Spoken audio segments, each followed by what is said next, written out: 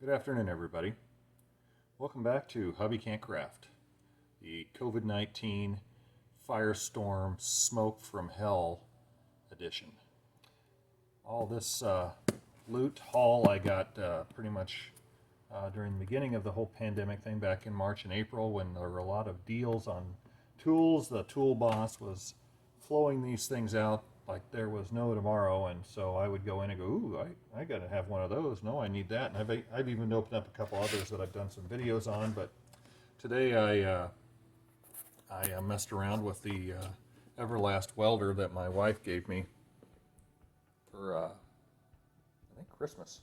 It's been so long. This is the first time I've turned it on a few times, but I hadn't really messed with it, and I had watched some videos from weld.com and some others, and they were very informative and got me a little energized to get some time on the welder. Plugged it in. I had everything I thought I needed, and made some tracks. I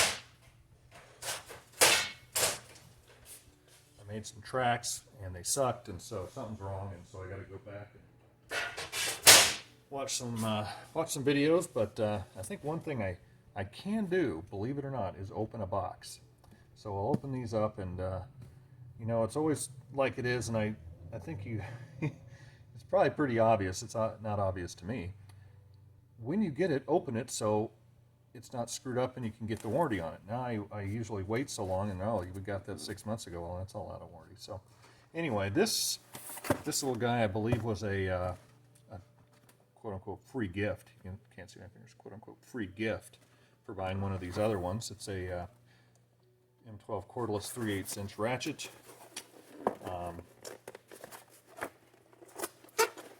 I've got the half-inch ratchet somewhere up here in the pile. This guy, got this big guy already. It's a good tool. I have to always use a step down because you know, you don't need a ratchet that big sometimes. So there's a little brother on it. So it'll come in handy. Usually though, what I forget is, oh, it's got a lock on it too. What I forget, grab a battery somewhere up here, is that grab the Milwaukee battery. Light works. Typically what I do is I forget that I have it, and I'm already 3/4 of the way through everything, undoing everything, and then then I go grab the big ratchet, and sometimes it's too big or whatever. So, you know, down the road I'll probably be looking for one of the extender ones that come out a little farther so that I can get into some tighter spots. So that's cool. So I got those. This box can look that stuff up later. With all of these came batteries, and that's probably the bigger deal, is getting these big honker batteries. Even the M12's this big 5.0. I typically don't need them in the garage here. The HDs, I get along fine with the HCs, and even I've got a CP on something. Oh, I've got it in the light that I'm using to light everything up, which is a Milwaukee light. So I think a worker when my house was getting built left that, and that's fine because they took something else that wasn't there, so it kind of washed. So you get the free batteries, or maybe you get the free tools with the batteries. I'm going to put this one on the bottom. We'll get to this one first. This M12 hammer drill combo, impact driver combo. So here's the thing. I've got this guy, which is a hammer, M18, and I've got this guy here, which is obviously an impact. So you're saying, well, why do you need all this?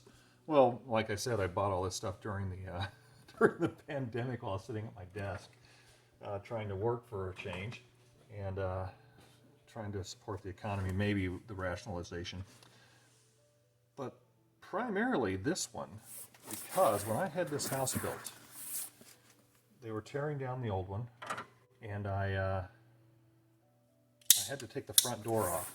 And my favorite tool was my M12 Impact. And so I took the door off the hinges, or I took the hinges off before, just before the crusher got to it. I might even have a video of that to insert at this point.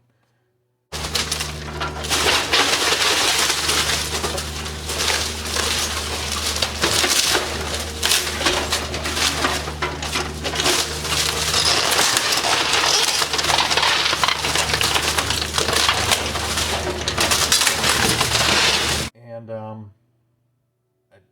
I took the door down to where I was living, or I did something and came back and didn't think too much about it, but then I realized I think I left my tool on the front step because I grabbed the door and turned around to do the thing, and then I think the tool wound up in the dumpster. So I already had the big one. Didn't figure I needed the small one anymore, but sometimes you just don't need a snort. So in this bag, which is a nice bag, now I've got a jillion of these things, but some of them have outside pockets and some of them don't. So here's the 50th battery charger. Now I might convert this thing to a USB thing like a guy did online. I saw that. I don't know if I need another one. It comes with this battery, which is fantastic. I have the 4.0 M12 battery, which I forgot was actually in the package here. Here's the, grab this one, tell us. I haven't pre-opened this, I don't know where everything is in here. This is a little hammer drill. I think that'll probably come in handy. I mean, it's a good little size. You don't need the big honk one all the time. And it's a fuel also, so it's brushless. That's what it stands for. So that's pretty cool. Nice. Let me get that off of there. Let's put this other battery in here real quick.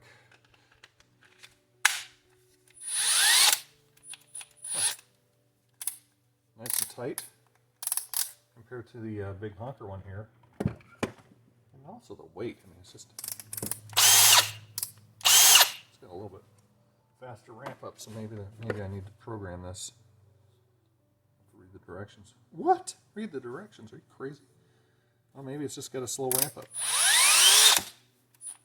Which is okay when you're drilling. Sometimes you don't want it skipping away and doing that. You just want to go into it. So that's pretty nice. I like that. And it's smaller. You don't, like I said, you don't always need all the snort of the big guy M18s for little jobs around the house. So there's this guy. And then the one that got away or ended up in a dumpster somewhere, or it fell off the truck and somebody jacked it, which is completely possible these days.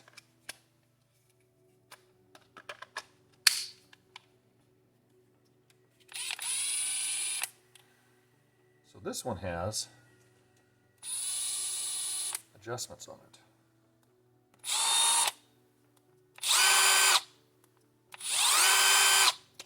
And see how that one slowed in? I mean, it had a slow start. That's on the screw version. So that'll be real handy, just doing things, little screw jobs and little drill jobs and things around the house where you don't really need the complete power of this guy, which even is just an average household user has taken a lot of abuse. And you know, that's what I love about these tools. You can drop them, abuse them, you know, not on purpose, but you know, when you're trying to do something that needs four hands and you've got two and you got to drop something, this is usually the first thing to go, so it's not your skull. Oh, look at that, another battery. So, you know, again, I'm just a home garage user, but it's nice to have a lot of batteries because they aren't cheap. And it seems like the batteries are more so expensive than the tool itself sometimes, especially like this guy. I think this is almost $100 battery in and of itself. So those are the Impact and drill drivers. I'll put these over here. I'll set this aside. The last box I've got here, I don't even know what to call this thing. It just looks so crazy. Installation drill driver kit. and it's got 4 attachment heads, and you know, as a guy and somewhat of a nerd, how can you not go wrong with parts that interchange? I think what I've seen people use this for, the pros are doing a lot of sheet metal work and whatnot, so between the other drivers that I have, it'll be interesting to see what, don't tell my wife, what I can actually use this for. Why would I need this? And aside from it being kind of neat. So it comes, it looks like, in a nice pouch.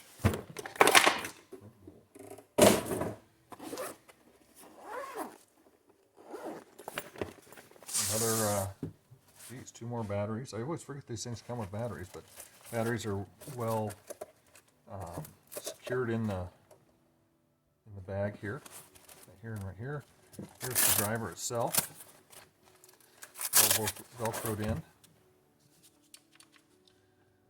and it's got the belt loop attachment goes on either side depending on what hand you use. Torque settings, speed settings, and then it's got this lock and lock forward reverse on the top rather than the clicker on each side. And what's interesting about this is the 4 attachments that come on. So this looks like the kind of the standard straight one. Let's see how this goes on. Did I read the directions? No, I didn't read. No, hell no, I didn't read the directions. Put a battery in here now. I don't know if that's. I guess it does fit. Look at that. And it's locked, so that's why no lock, no go.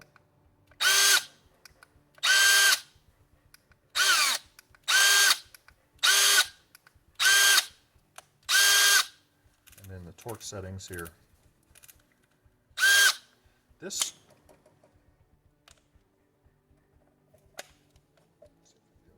Oh, see, it's got a detent lock. It's got to go in and lock down in there, so it doesn't come off. But you can pull it right off pretty easy. But getting it on, you got to hit that, get it in the right spot so that it'll lock in to those grooves on there. This isn't so much of a usability review on it because I haven't had a chance to have anything to use it with. That's the drill mode here, so it must not have any clutch. Typically that goes all the way, and this is the spot, but I think there'd be a better point of where it's, there we go. That's the end. So that's full drill mode. So that, you know, doesn't really supplant using one of the ones you just saw, or, you know, this big honker here or anything like that. But it's straight in. So let's look at why I bought this. So there's that. Put that back in its doodle. This guy, I'm sure some of the other online guys are going to be like, "This guy's an idiot. This is used for this job and this job." And that's fine. I thought, like I said, I was bored and must have had what I thought I had extra money. Put that on, and it's offset. It's not straight on. Not sure where I'll need that, but also you can mount it like that. You don't have to, it doesn't go on, it's kind of random as to how many different positions you can put it on.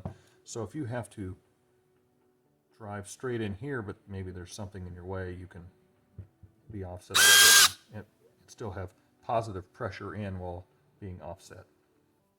So there's that guy. This right angle.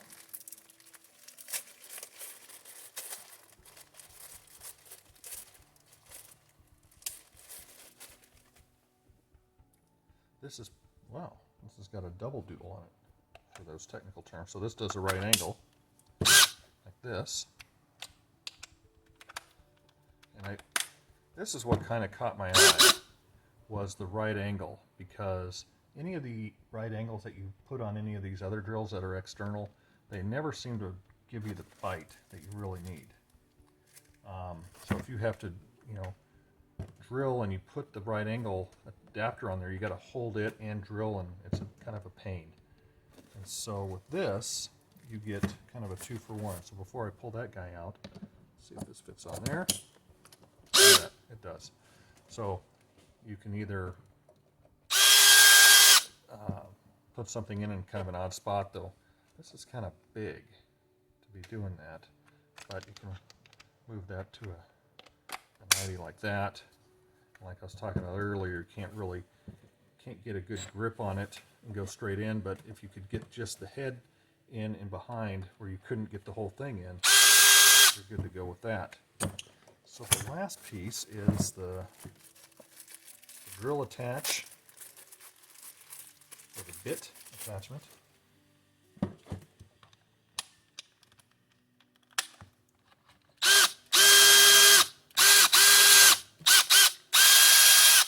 For drilling, if you don't put one of those hex bit drill bits in something like this. Some laying around here. What do I do with them? There we go. Now you put one of these guys in. This guy, or this, you can put in that guy too. But this will take a little bit bigger bit. Though the amount of muscle you're going to have available torque-wise to drill even like back towards you, if there was a plate here and you want to come back, that could be problematic. So good sharp bit, feed and speed at the right rate, unlike what I would normally do, which is force it until I break the bit. How do I know that's happened before? So this, I played with it a little bit at the Home Depot, but they don't really have these where you can click them on because they have to lock them up so people don't jack them. So there's that installation tool and batteries that came with it. So that's a there we go. Get that off. So that's I'm not sure what that's all about. Have to look that up. Oh, RTFM, I'm sure is one way to go. Got it. There it is, installation operator's manual. I'm not one for reading the manual because most people can do that. 8 magnetic storage. 10 LEDs around there. So let's see, what can I... does it come out? Magnetic storage. Stand by. Wait. Maybe there's a bit here. This is already magnetic. I guess, oh, that's already magnetic, so that's not going to work. Oh, there you go. So I would say if you have fasteners or whatever that you're using to install, because where I saw this was a guy was using it on duct work, and so he has probably a jillion of those little hex screws that he's putting through the metal ducting, and he just stick it on like that, and then it's good to go. Looks like that'll go in there also, but I don't know that you need to do that. I guess you could do it without the head if you wanted to. So it's pretty universal or adaptable. Maybe I should leave this manual in with it so I know what the heck's going on. Put this back because I use it most often up here. Anyway. Oh, I can win something. What deal that would be. I won this sign. If you're wondering, where did you get that sign? I think I won it in a silent auction. I said, well, that'd be kind of cool to have on the workbench and do a kludgy rewire job on it. So anyway, I'll put this all back in here so it's wrapped up the way it came. Otherwise, I won't do it. And it'll pop around like that for a bit. All right, one more I wanted to show because I obviously hadn't gotten to the point of needing to use these, and I still don't, but I thought, well, this is a good time because up here in the Pacific Northwest, it's not good to be outside, and I don't have I have no ventilation in the garage, but it's hopefully not getting a bunch of the smoke in because it's awful. I got, where to go? Stand by.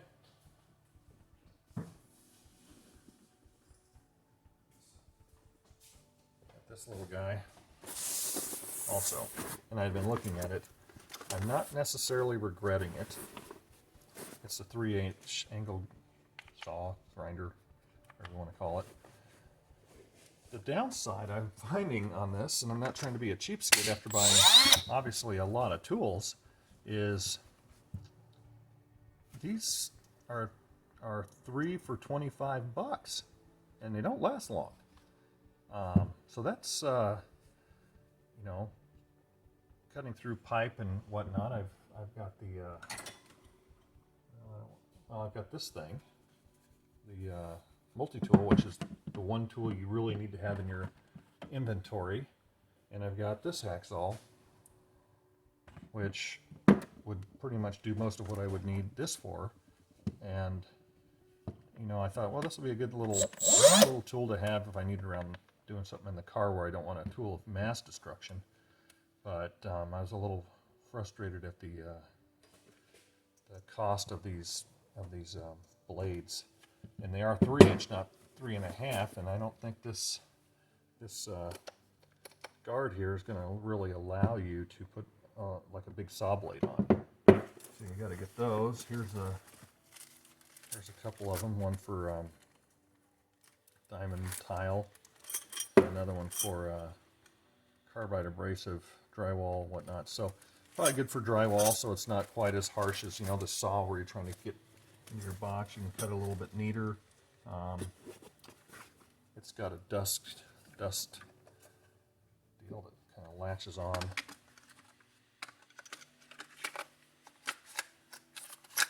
There's a detent in there, so it'll latch, and then you can adjust it, and then to release it, you do that. So this, and it's got, you know, you can put your vacuum to get all your suckage out and keep the dust down a little bit, so that's good if you're doing tile work, whatnot. And that gives you a little bit straighter line if you want to use it as kind of a little mini type circular saw. So I think it's a good tool to have. It's just frustrating that the bits of the blades that I would use most often are so freaking expensive. So put that back in there. So in summary, my total COVID haul, if you might, I don't know what you'd call it, a installation tool, the 3-inch little angle saw guy, 3/8 ratchet. What's this guy back here? This is the 12-volt impact and 12-volt drill and what do you call that thing? Hammer and drill, which I don't know why you drill with that little bitty thing.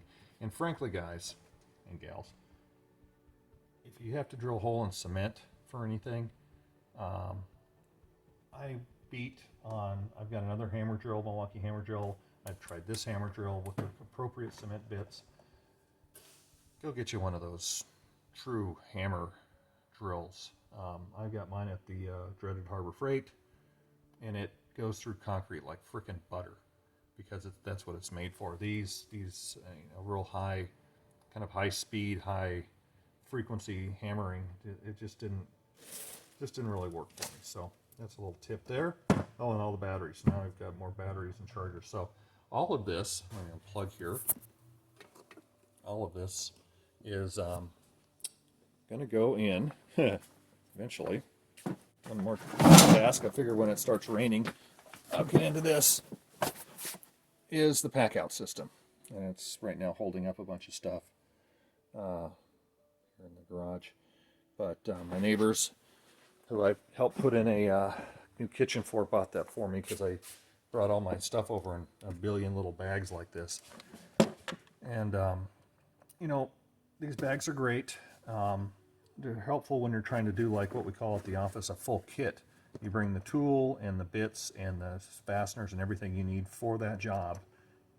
I can never get it right, so I end up having to go back and forth a dozen times. Oh, I need this. Ah, crap. Well, I really need this. And I'm out of batteries, so it doesn't all fit in a bag this small. So, well, they're nice to have, and if you know you put them in your truck or whatever, and they don't rattle around and cause a big mess.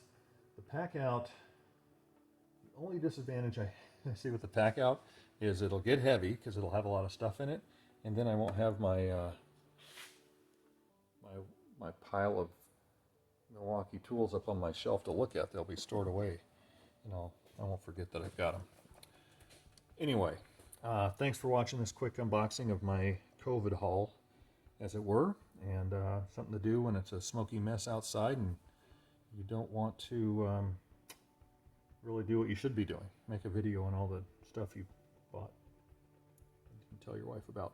So, thanks again for coming by Hubby Can't Craft, and have a fantastic week. Thanks for stopping by.